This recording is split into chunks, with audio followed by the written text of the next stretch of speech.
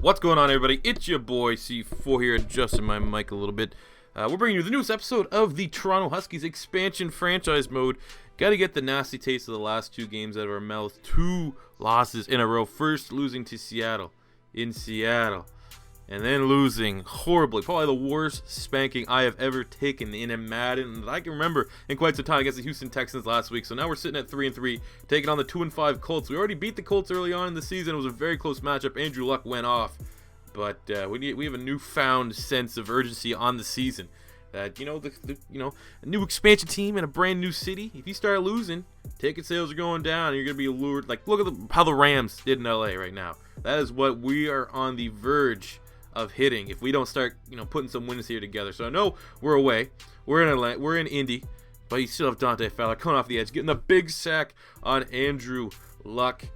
We need to start getting some fucking wins. It's not that hard. So the quarterback situation has changed quite drastically. We started the season with Mike Glennon, underrated talent, I thought, from the Tampa Bay Buccaneers, clearly well behind the depth chart on Jameis Winston. Then we had the rookie Zach Terrell from Western Michigan, who, a lot of people probably don't know who he is, but you know who Corey Davis is, one of the most hyped and talked about wide receiver prospects in this year's draft class. Well, Terrell is his quarterback. And then we had Brandon Allen, who was on the Jags roster before he relocated. We decided to hold on to him because I was a fan of him at Arkansas. Well, as much as a fan if I can be of another SEC team that's not the Florida Gators. So we decided to give Brandon Allen the starting gig because he dominated the preseason. Look at this. First big time throw, hitting one of the more cheesier plays, but hitting AR-15 with a banana clip. Taking that, I don't know how many yards to the house, 60, 70 yards. Excellent way to open up the defense. The Colts have a weak defense, so it is a good starting matchup for his first career start. That is the young Brandon Allen. So they got Turbin, who gets to the outside. Man, Swearger is looking real slow. I don't know what he did to his knees. He's running like goddamn Kevin Nash out there. Come on, bro. You got to take a much better angle of that. Luckily, Brian Poole was able to bring him down and prevent the big long gainer for a touchdown. I'm trying to get, like I said, our 2 defensive ends. I would say Gerard Davis at linebacker and Josh Harvey Clemens at safety have been our best players. Jalen Ramsey is outside, but our 2 edge rushers are Shaq Barrett and, oh my god, at least we touched him down on the 1. Looks like another goddamn track meet at wide receiver with Dorsett and Hilton. But as I was saying, Barrett and Dante Fowler have been very, very good for us. Both these guys are close to eclipsing 10 sacks each on the season, so it's looking very nice. So if we can get some better protection from the interior of our defensive line, that would be great on Yamada. And who else is our other defensive tackle? Dominique Easley. Both those guys would be considered interior pass rushers. So that's where maybe we might have to look at, us changing things up in free agency. We need some run stoppers. We need some guys in the inside that can stop the run, because you get guys like this, Darkwa, who meets Jared Davis. Our front 7 as a whole is not horrible against the run, aside from really that Tennessee Titans game earlier on where it was really the Le'Veon Bell versus Leonard Fournette show. But it's more of our linebackers. I think our interior defensive linemen are weak against the run, so we may need to look at beefing up there. Let's see, look on Yamada. Blows up past the guard. Unfortunately, oh, what a drop. That was such a bad drop by whoever that fucking was. Their backup tight end. That must have been Jack Doyle or something like that. So the Colts are settling for a field goal. Is that old man Vinatieri back there? Not exactly sure. Take forever to make this kick. I will say I'm recording this quickly before the first round of wildcard games. We still have to watch. I think it's the Raiders and Texans, and then the night games, the Lions and Seahawks. So that is exciting. Playoff football is here, and hopefully we can spin that into playoff football for your Toronto Huskies in year number 1. We're 3-3. The winning streak starts now. Let's win out. 13-3, baby. So we're up 7-3. Like, Brandon Allen may be the answer, at least for this season. I don't think I'm gonna make it like, oh my God, Brandon Allen resurgent, unless the XP is there, and then if we can develop into a good playmaker. We will do that, but how hard is it going to be just to do that? Just hand out to Fournette. He will take it all the way to the house. What a rookie season he is having. I haven't taken a look yet at the award standings and really seeing where he's placing, but he has to be, far and beyond the offensive rookie of the year, and he's probably on the short list for best running back in the AFC, and he's probably on the short list for offensive player of the year in the AFC. He has been that dominant. And as I stated in an earlier video, I do want to try to replicate, just because it's a salty Eagle fan in me. I want to try to break Ezekiel Elliott's running stats this season. Maybe even go for Eric Dickerson. I think Eric Dickerson holds all the rookie rushing stats. Let's see if we can do it with Fournette. And yes, I know the 46 number. I think after the next episode, everything will be up to date. I think he's number 7. So, because a lot of people, I guess, just maybe with their OCD are upset that Leonard Fournette is a pretty trash number, to be fair. Look at Brandon Allen hitting Luke Wilson for the first down. 5 of 7, 118 yards and a touchdown. It's just, I don't know what it is, honestly. He's a 65 overall. He's the lowest overall rated quarterback I've ever used in the Madden, this year at least. And he's the lowest overall quarterback on my roster. But it just feels right. And if it feels right, you roll with it. So, and we're not putting way too much pressure on his shoulders because you have Leonard Fournette doing what he does best right there. Getting the ball up to the 1. We go for the play action pass. Throw it behind the line of scrimmage. I think that actually goes down as a rush for Deshaun Jackson. It should have been a touchdown, which would have been nice to add to Brandon Allen's stat sheet. But I think it was behind the line of scrimmage, and they're going to consider that a rushing touchdown. But we are laying it on the Colts away from home in their own stadium. Jim Irsay is probably up in the press box already, just off the rails from his coke bender. God, what a horrible owner. Like, it's time. Like, honestly, Jerry Jones has to be like the most crazy senile owner, but at least you have Jim Irsay kind of pushing with, like, you know, just literally watch anything that comedian Bill Burr says about Jim Irsay. You can probably find it on YouTube. It's fucking hilarious. So anyway, back to the game. We're in the 4th quarter now, 21-3. We're definitely in control. It's more so just seeing this game out. Maybe help Leonard Fournette get a couple more stats. 14 rushes, 124 yards, and 1 touchdown. They have Takehurst McKinley from USC, the rookie, and a realistic prospect who is very, very solid. He's showed up in both games that we've played. He's been the best at lone spot. Deshaun Jackson drops it. That was a risky throw there, Brandon Allen. You're trying to throw a pick and really, you know, salting up your first official start. You could have just fucking checked that down, thrown it away, not got any risk.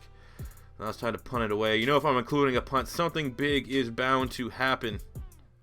Maybe this game isn't quite over yet. That was a solid punt there. Ooh, that's a coughing kick, I believe. Put it in within the 20. Raquel, the rookie. Like I said, for the probably first 3 years of this Toronto Huskies, all my players that I draft, I will make to a real-life prospect. So I don't know where Raquel is from. I think his first name's Austin. Probably somewhere in the SEC. And look at that. That's why we included. Look, Jarrett Davis. Ooh, had the definitely wasn't a smooth transition from the computer pick to usering it. I hate that shit. I don't know. Is there like a setting that I can get rid of that? Like every time, look at this. All right, computer stumbled oddly enough, made the pick, and then I switched to him, and for some reason he wanted to run backwards. Does anyone know how to like make it so I can pick up while it's, you know, not looking horrible? I don't know if there's a better way for me to explain that. You know what I'm saying? That didn't look natural. And it clearly wasn't me, like, I want to go in the other direction. It was just I used it to them, and for some reason he just wanted to run the other way. Maybe there's definitely a setting there that I could probably tick on and make that work a little bit better. But that was still a big play from our rookie Jarrett Davis to put us up 28-3. Andrew Luck with 7 minutes left. I mean, this game is pretty much all for done, especially look at that. Another sack. Miles Jack, 3 tackles, 1 sack on the day. He's still on this defense. He's been rather quiet through the first couple episodes here of the expansion franchise, but he's still on this roster. A couple shows for you guys to move him back to safety. Maybe we could do it. I'm not overly impressed with DJ Swearinger, so that could happen. I'm just not exactly sure if I'm going to do it. Oh, we bite on the play action, but look at that. Jalen Ramsey. I kind of shit on him a little bit where he hasn't been showing up. There you go. Big interception. I think that's his 2nd pick on the season. He's leading our secondary with interceptions, and rightfully so. He is a superstar in the making. We've already done the Jags rebuild, so I know where a couple of these guys get. So you know Allen Robinson develops into be good. You know center Brandon Linder develops to be good. I think I had Jalen Ramsey up to like a 92, so that is going to be nice to make sure we keep on to him.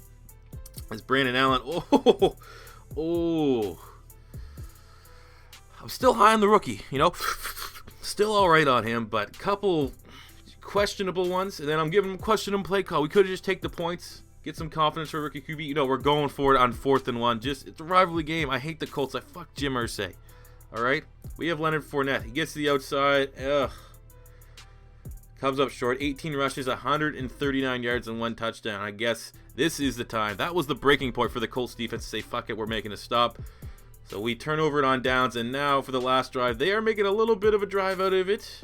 Andrew Luck scrambles, because we all know he's a freaking mobile quarterback, taking an unnecessary hit, I would say, after a 22-yard scamper to get up to our 7-yard line. Just garbage time points, whatever.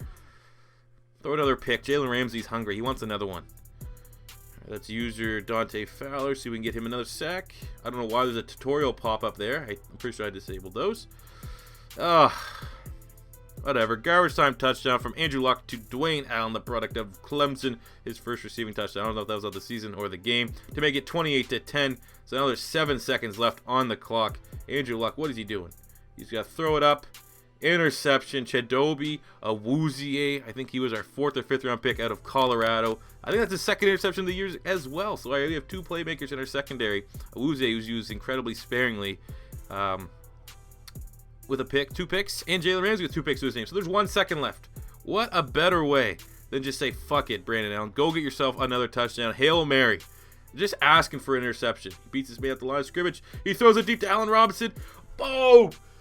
Touchdown. Beautiful pass. Beautiful catch from Allen Robinson in the red zone. But that's the kind of plays. You didn't see that with Mike Glennon. You didn't see that with Zach Terrell in the limited play that we gave him. Maybe we didn't give Terrell a fair enough shot, but I'm feeling Brandon Allen.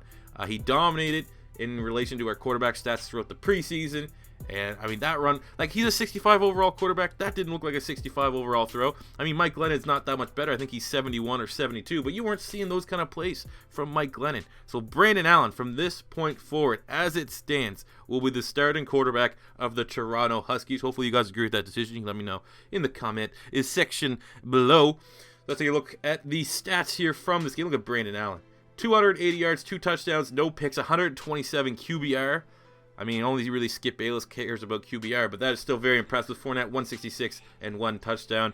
I'll let you guys take a look at the rest of these stats as I wrap up the video. Thank you for tuning in for another episode of the Toronto Huskies Connected Franchise Mode. If this is your first time stopping by, don't be afraid to hit that subscribe button. Smash that like button if you did enjoy it. I'm just doing my obligatory what I have to say as a YouTuber to up my engagements with you guys. Leave a comment in the comment section below with comments, concerns, anything about that with the Connected Franchise Mode. And until next time, guys, it is your boy, C4 here, saying peace out.